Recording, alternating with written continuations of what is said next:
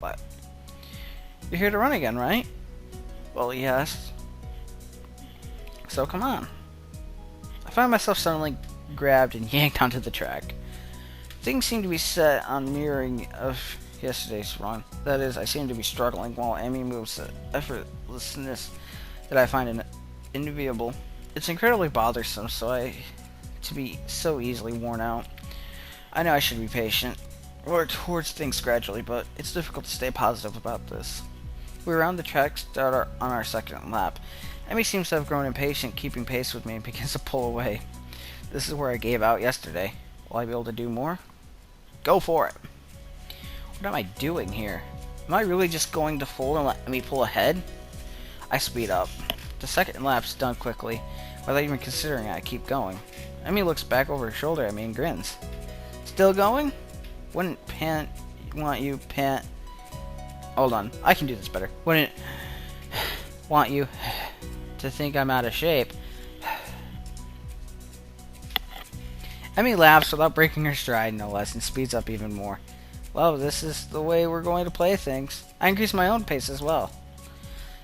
I can feel my lungs burning and my legs starting to question just what the hell I think I'm doing. Lactic acid scream in my muscles, but I close my eyes. I can't let myself fall behind, because that would be a loss.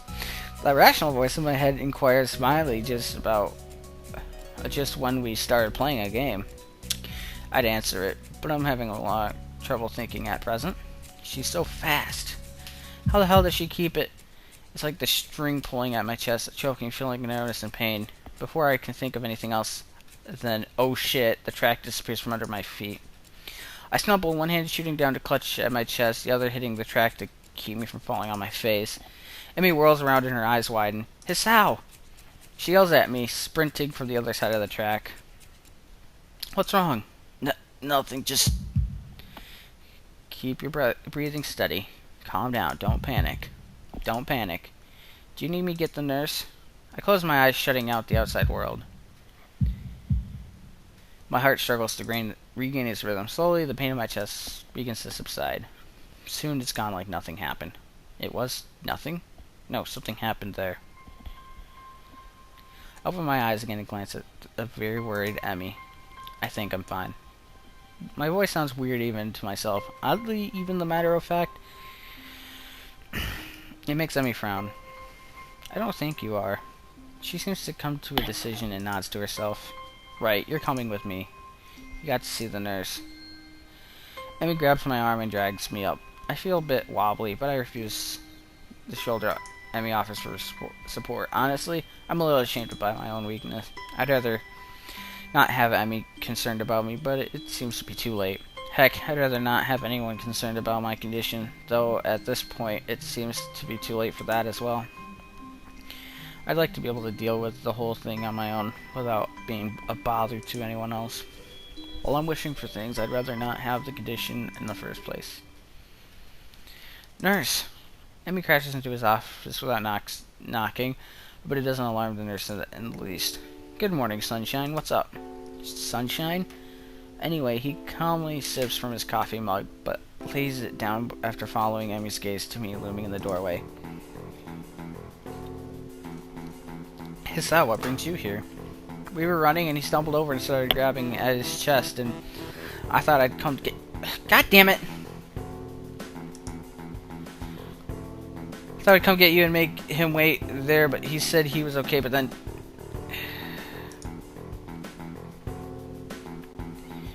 But then I thought you should see him anyway, and... Easy there, Emmy, calm down. Hisao, what happened? I don't know, we were running, and then my chest started hurting like that time before. But it went away after a few seconds. It was just a flutter or something. The nurse frowns as if to say just a flutter is some kind of oxymoron. It doesn't mean quite this when I suggested get some extra exercise. You've got to be more careful, Hisao. I was being careful, come to think of it, I just got into a race with a member of the track team. Doesn't seem like well reasoned as I thought it would. You just what? That is, I was racing Emmy. Emmy, is that true? Emmy fidgets, looking adorably contrite. Well, finally she can't seem to bring herself to say it aloud and merely nods. The nurse sighs, rubs at his forehead with one hand tiredly. I mean, you've got to be more sensitive to the limits of others. I don't know if he told you, but Hisao has a bad heart, and getting him to race you was incredibly irresponsible. Actually, I started it. The nurse is stunned by my statement. You what? We were just running, and Emmy started to pull away, and I sped up to catch her. The nurse stares at the ceiling, muttering a prayer for patience to some god or another, and looks back down at me, both of us. So you're both stupid. That's a comfort, I guess. Now come on, Hisao, I've got to make sure your heart's not going to explode or something. I dutifully obey and follow him to an adjacent room where he ascertains that I am, in fact, not going to keel over and die. So how does it feel? I don't know. Nothing much. Tired, but it might be just from the exercise. You should stay here for a few hours and rest. We'll see how you feel after that. I'm not going to object, so I lie down on the infirmary bed. A thoroughly miserable Emmy comes in after getting an earful from the nurse in the other room. I can't hear what he said through the closed door, but I'm sure it wasn't pleasantries. Look, I'm really sorry. I should have been more careful. Hey, you didn't know. It's not your fault. She looks awfully down and sorry, and my reassurances don't do anything much to cheer her up. I want to make it up to you. Again, this with that decisive nod. So, you have to come to lunch with me. I'll bring it for you, okay? Something really good. I start with, you don't have to, but then shut up and just nod at her when I see her face. Good. We meet on the roof. We? Yep, the weather's nice now, so the roof's a great spot for lunch, you know. I see. You'll come, right? You wouldn't deny me a chance to make it up to you. Of course not. Great, see you there. I stay afloat somewhere between asleep and awake, feeling completely drained. Not only my body, but all of me is limp and paralyzed apart from my senses. I swallow with difficulty, then try to lie as still as I can, which in this state is not a very hard thing to do. The nurse is shuffling around on the other side of the curtains he drew to give me privacy. I can see his shadow shifting about in the sunlight. He has opened the window to his office. It's windy outside. The clean white curtains flutter in the breeze in a heavy, lazy motion like waves. Light sifts through them slowly, half absorbing into the fabric. I close my eyes. The breeze on my face feels like the soft fabric of the curtains. I listen to the sound of my heartbeat for a moment, trying to shut out the sound of the nurse tapping away on his computer, my own healthy breathing. It's steady.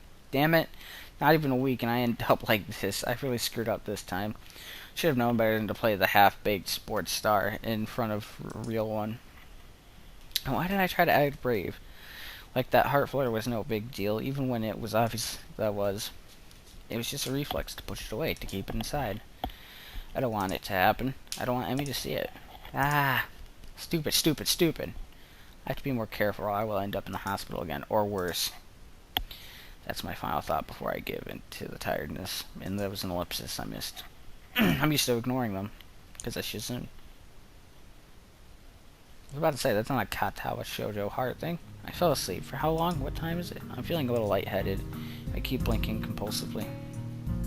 Pushing the curtain aside, I squint my eyes against the unfiltered light pouring in from the window.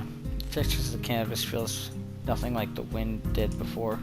The nurse looks up from his work, sitting exactly where he was before. How are you feeling? I can't really tell, so I don't answer anything. I'm feeling kind of groggy from falling asleep at such a weird time. Hopefully I don't look too weird. What time is it? Me croaking the question to gain some orientation. The nurse looked at his wristwatch before answering. Things seemed to happen in slow motion. 10:15. I try to think of a moment what that means, but I'm not really sure. You didn't answer my question, Hisao. Oh, fine. Climb down from that bed, then let's see how you're doing. Don't. I try to do exactly that, only to sway dizzily as I move too fast. The doctor moves to support me by an arm and sighs. Stand up too quickly is what I was going to say. Just sit there. I'll check your pressure to make sure. My good intentions sure lasted for a long time. I shut up, embarrassed with myself, while the nurse gets busy with an old-fashioned contraption on my arm, and after a couple of minutes he puts it away, looking neither pleased nor unhappy. You're alright, head stops spinning? Yeah. Good, and how are the contents doing? You didn't show very good judgment out there, Sal. I swallowed the retort I was going to make. It's what I was thinking myself, but hearing it stated by somebody else makes me want to protest. What he's saying is not pleasant to hear. Doesn't make me any less right. No, sir. He nods, still looking at it. It's neutral as what he was before. It would be easy to make him angry to be angry at him if he said, "Told you so" or something, but he doesn't. I could try and help you keep your health, but ultimately the last call lies with you. Hopefully this little episode is something that'll remind you of that. Here, a note for your teacher to avoid any interrogation. I take this slip of paper he's offered and then make my leaves, as if I can't think of anything else to say, nor even really want to. Stay out of trouble, you hear me? I don't think it was anything but a scare, but next time could be different. I hear you. There's some way to get to the school building straight from the auxiliary building, but I'm not keen to find out and possibly get lost, so I go out the exit that I know works. I stop at the stairs of the auxiliary building, deliberate a moment between going to the dorms to get my books and stuff and going straight away to class. The sun stings my eyes. I head towards the dorm. The halls are quiet and the courtyard was naturally so since everyone is in class. I knock lightly on the door, 3-3, push open the door when Metal calls from the other side. Sorry I'm late. 15 pairs of eyes turn to me. Good morning, Nakai. Metal seems to somewhat confounded by me coming late, as if I interrupted his flow or something. Judging from the rambling lectures his class tend to be, that might be the case. I pass him the note the nurse gave me. Metal takes it with a nod and reads it quickly. He lifts his eyebrows and gives me a kind of stern look, but doesn't say anything, just nods solemnly again. I shrug. He gestures at me to run along, so I naturally do.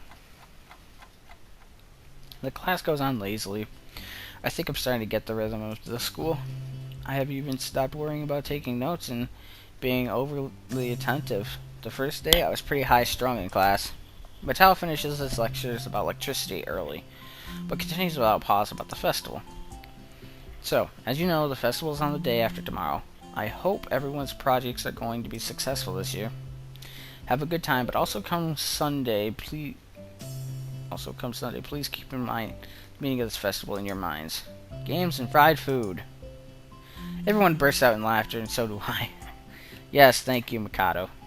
But what I meant was that the remaining senses is buried beneath the ring of lunch bells, and everyone starts packing their things. Matao deliberates for a moment, but since almost everyone seems to pay attention anymore, he gives up and sits down. It's crowded in the hallways, or as crowded as hallways in the school probably get. Most students seem to be heading now for the cafeteria. Normally I join the flow and grab a lunch myself, but today is different. Today I've been invited to lunch on the roof. Hiccups, damn you. An odd location, but that's where I was told to go. Fortunately, I managed to find shelter from the storm in the lee of the classroom door. Eventually the torrent subsides and I step tentatively out into the hallway, only to be met by Emmy, who comes flouncing down the hallway like a cannonball. Oh, she's wearing a uniform. That's new. Hey, hi Hisao, great timing. I have super extra lunch today, as promised. Let's go upstairs. The stairway to the roof is a little dilapidated, but it's clearly recently been used. At the top of the stairs is a door complete with a missing padlock. I wonder who the intrepid individual that has removed the lock. I already know. Emmy shoves the door open and steps beaming into the sunlight. You guessed it, folks. It's Rin. Suddenly a tall, dark stranger appears out of nowhere, standing impossibly in front of us. Emmy flinches back, almost falling